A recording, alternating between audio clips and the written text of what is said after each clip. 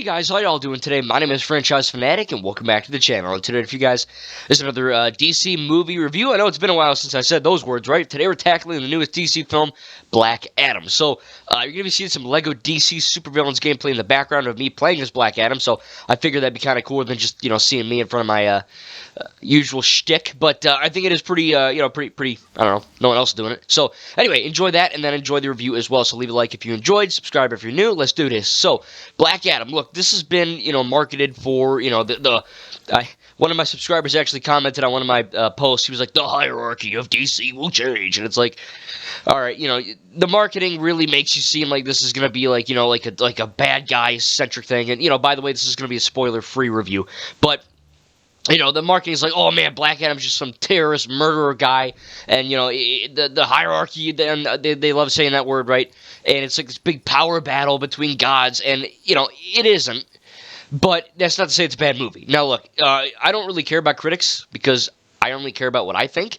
But at the same time, get a 39% on Rotten Tomatoes. I'm like, oh, shit, But again, Batman v Superman has like a freaking 21 or whatever, and I love that movie. So, critics, again, obviously, you're watching me give a review, but if you disagree with me, what really matters is what you think. But, it is kind of funny to go into the theater kind of, like, oh, man, I don't know about that. But I turned out to really freaking like it. Now, in terms of negatives, we'll start out with the negatives. I do think there are a few. This is not my favorite DC film. I actually saw it with my mom, and she was like, oh, this is my favorite DC movie. I was like, wow, that's cool. Not mine. But, it's not bad. But as far as negatives, there aren't a whole lot, and it's kind of hard to get into some of them without spoilers. But there's one character, Atom Smasher, which you see in the trailers and the marketing and all that. His mask is cool, right? His mask is kind of like Deadpool-esque, where, like, his eyes emote with his, expressions or whatever. It's clearly a CG freaking thing, you can tell. But, it's kind of like they took, Deadpool's mask, and they took Barry Allen, the Flash. I can make a whole video talking about Ezra Miller and his crazy escapades, but that's another time. This is basically, the character of Barry Allen, Flash, not Ezra, so I know it's hard to distinguish the two at this point, but, we have to. But like I said, they took the mask of Deadpool from the MCU and whatever. I guess now he's in the MCU. They took Barry Allen Flash's, like, his munchies, like, Justice League. I don't like using that word, but it's easier than saying the one that isn't the Snyder Cut. He's like, oh, man, I'm hungry all the time, and I gotta eat my chips, and I gotta eat my pizza really fast. And, it wasn't funny when Barry did it, and it's not funny when this guy does it either. So I felt like they kind of were copying a lot of other things from Marvel and a few things from their own franchise, the DCEU, for that character. Now, I don't hate Atom Smash in this movie. There are some funny moments, but there were some comedic moments that kind of fell flat, and that's my second negative, the comedy. This film, look, DCEU, when Man of Steel came out, and then BVS and all that, Zack Snyder kind of made this world to be very dark and edgy. It was very much different than the MCU. And the MCU is dark and edgy, but, the MCU does have time for comedic moments. Hell, some of their movies are labeled comedies. I don't know if that's true, but that's what they're labeled. So it is kind of cool to see that, the DCEU started off by doing stuff that was different. And now they're kind of, with Suicide Squad, The Suicide Squad, Shazam, Aquaman, stuff like that. The Batman and Joker are not in the DCEU, I just want to say that. There's a very popular YouTuber that does YouTube for a living, and he effed some stuff up, that's all I'm going to say. But yeah, those are fantastic movies, but they're not part of the same, canon or Earths or whatever. But, a lot of the DCEU films are very dark, and some of them kind of borderline on more Marvel side, MCU side of, okay, we're still dark and violent, but we're going to have a little more fun here. Birds of Prey, for example. And this film kind of does both. I think it is a dark and mature movie in terms of the storytelling and the action. It is PG-13. They were going to have it be R-rated, which I can kind of see.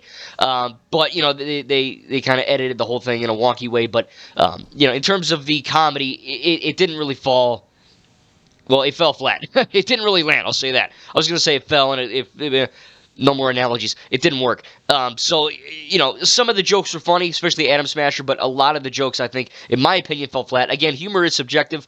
A fart joke may be hilarious to me, but it might not be funny to you. You know what I mean? Me saying the word poop or shit make you, literally laugh out loud. Some other guy may, that's not funny. So humor is what it is. But for me, some of it landed, a majority of it didn't, because, take, like I said, the MCU or even Ninjago, again, as an example. If you've seen Ninjago at its core is an action drama show.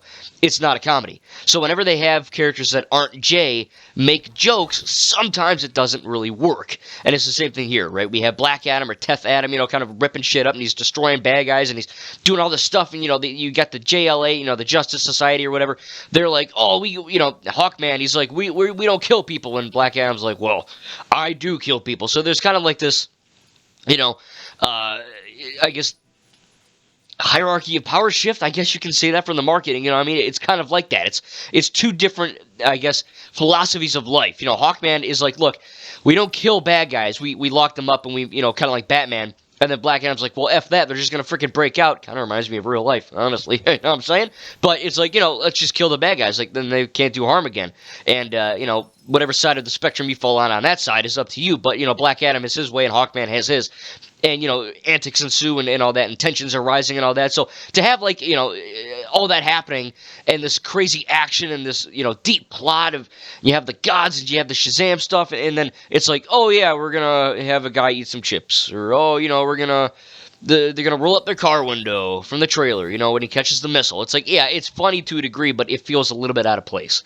My other negative is that I do think that this, there's one moment in the CGI where it was a little weird, whatever. But other than that, the editing of this movie is freaking crazy. I mean, the first maybe 15, 20 minutes of this movie, and I'm not going to tell you what's happening, but, after the prologue that they do, which I won't tell you, but there's a little prologue. After that, there's, of course, the beginning of the film before they meet Black Air Teth Adam, which you see in the trailer. And the editing's really weird.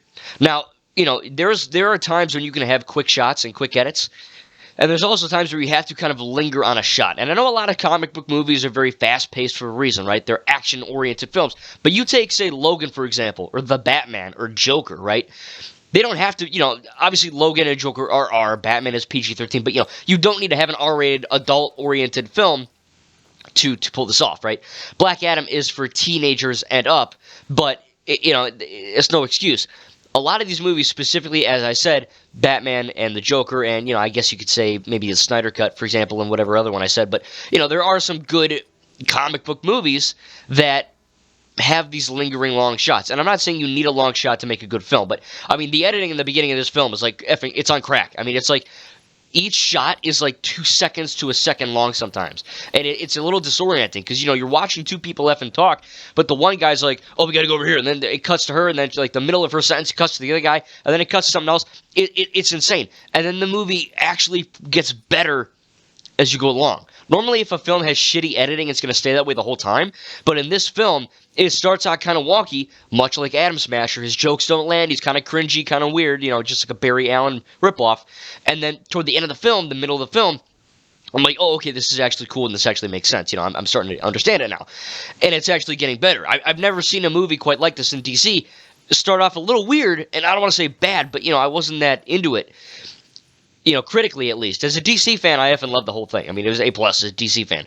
But as a, film reviewer for you guys, I was like, this is kind of, the editing's kind of weird. And then it literally shifts and it gets better.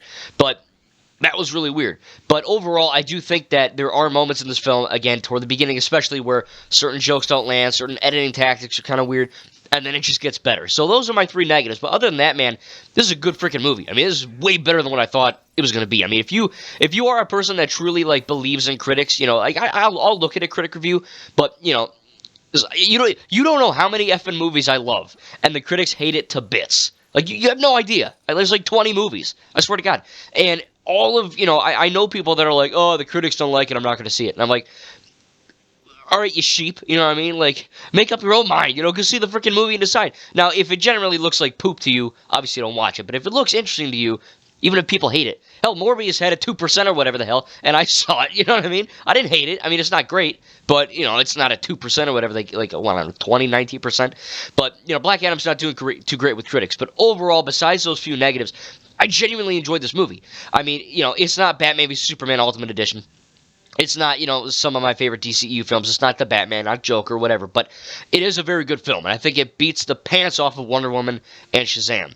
I still like Wonder Woman and Shazam, but in terms of, if we're, gonna, I guess, review and rate these films compared to other DCEU films, this one's pretty up there, pretty high up there for me. I think it's really enjoyable.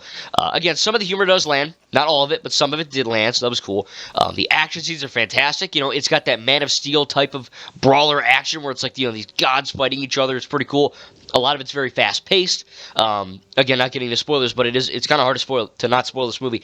But it's just the action scenes are great. The CGI is good for the most part. I think there's one or two shots, like I said, where it's like, I don't know about that, but for the most part, it landed. I think that the story is good. There's a little bit of it's a more in-depth story than what I thought it was going to be.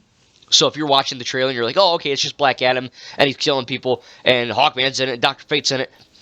There's more to it than that, obviously, but I didn't expect that to be the case. But it is.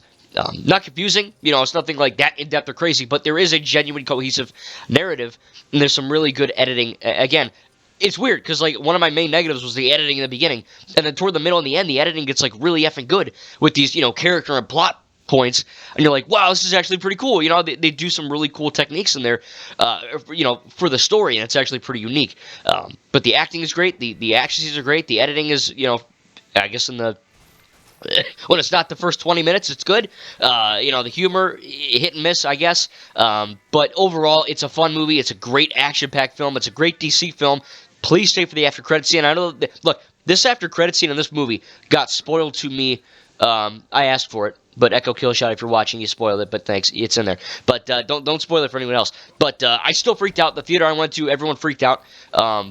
But, DC, look, they did a crap job at keeping that a secret. I mean, hell, remember No Way Home? The day it came out, people still didn't know if Tobey Maguire and Andrew Garfield were in that movie. They're like, oh, man, what if they're not in it? That was the biggest thing ever. I mean, the marketing for No Way Home was insane just because of that question. Will they or will not they... Wait, what? Will they or will they not be... There we go. Be in it. And, of course they were, and they are, but... that never got out because people would lose their jobs. This, of course, is not that insane, and if you know who it is, you know who it is. I'm not telling you who it is, but it's pretty obvious, but still pretty cool. And the reason why they did it is because X actor wanted to leave, and now X actor is back. I think it was a marketing stunt, because, I don't know, I'll get into it later, but not in this video, but... that's cool. But overall, like I said, I think the action's good. I think that I guess the storyline is pretty nice. There's one character, I don't know if he's in the trailer, so I don't want to say his name, but he's like a little teenager kid. He rides a skateboard. He's kind of annoying, the kid in Shazam, his brother, when Billy Batson turns into Shazam, and his brother's like, oh my God, you're a superhero, and we gotta make you a cape, and we gotta do flying lessons, and we gotta wow. It's like that's what it is. But Black Adam's like a freaking villain, and he's a murderer. So the guy, the teenager in this film, is like, I gotta get you a superhero cape, a lunchbox, and a shit. And I'm like, this isn't working for me because he would kill you. You know what I mean? He literally, I don't know. It's weird. They try to copy Shazam. They try to copy, parts from Shazam. They try to copy parts from Flash's character, Deadpool with the Atom Smasher mask. So, there are things in this that don't work as well as I wanted them to, but a majority of this film did work.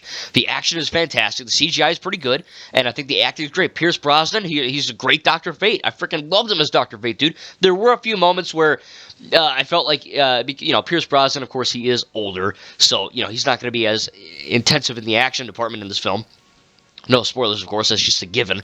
But, there are some action scenes where, he's like, oh, I'm just going to stay here. And, Dr. Fate just kind of sits it out, and he just kind of, Pierce has a lot of eyebrow acting in this movie. He just kind of makes these cool, badass looking faces, I don't know. You can't see me, but I'm doing the face.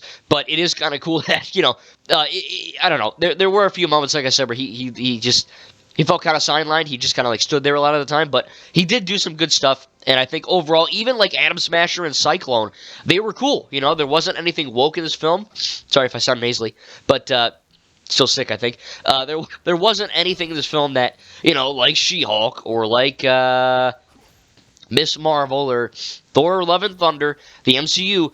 There's nothing woke in this movie that I could see. It was just a good DC action comic book movie. And if you're sick of the MCU going the woke route, which apparently, sadly, everything is doing, not to get political, but it's just the objective statements. Everyone's trying to be woke now.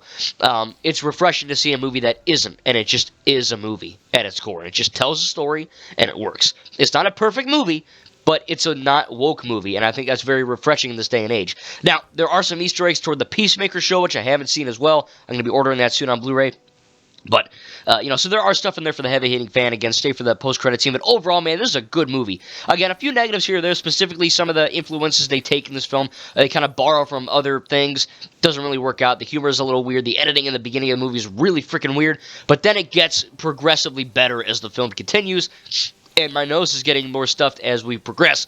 But it very much is a case where it's like, okay, this is a good movie. And I think that I overestimated my own thoughts, and I underestimated the movie. I was like, okay, this is going to be okay, whatever.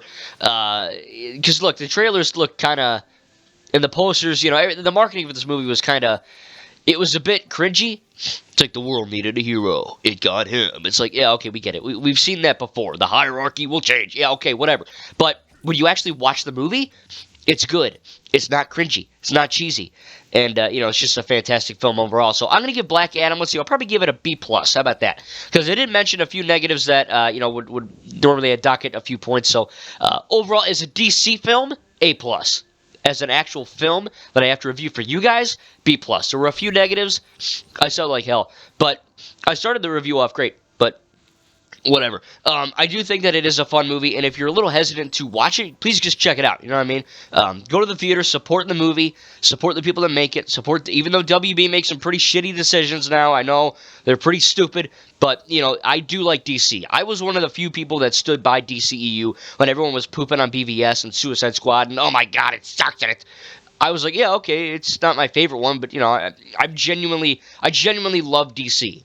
Maybe not much as Marvel or Star Wars, but DC is one of my favorite franchises of all time. And, I'm going to stick with it. Unless they do something really dumb or, like, really woke or really weird. But, we'll have to see what the Flash movie has in store if they're firing Amber Turd. But overall, in terms of the Black Adam film, it really did surpass my expectations. I do have some negatives, but overall I walked away and I really enjoyed it. So I can't wait to get Black Adam on Blu-ray. If you have seen the movie, without spoiling it, please tell me down below what you thought. Again, I'm going to give Black Adam a B+. Hope you guys enjoyed the LEGO DC Supervillains gameplay. Thank you guys, and we'll see you in the next video. I got to get some nose drops because I sound like death.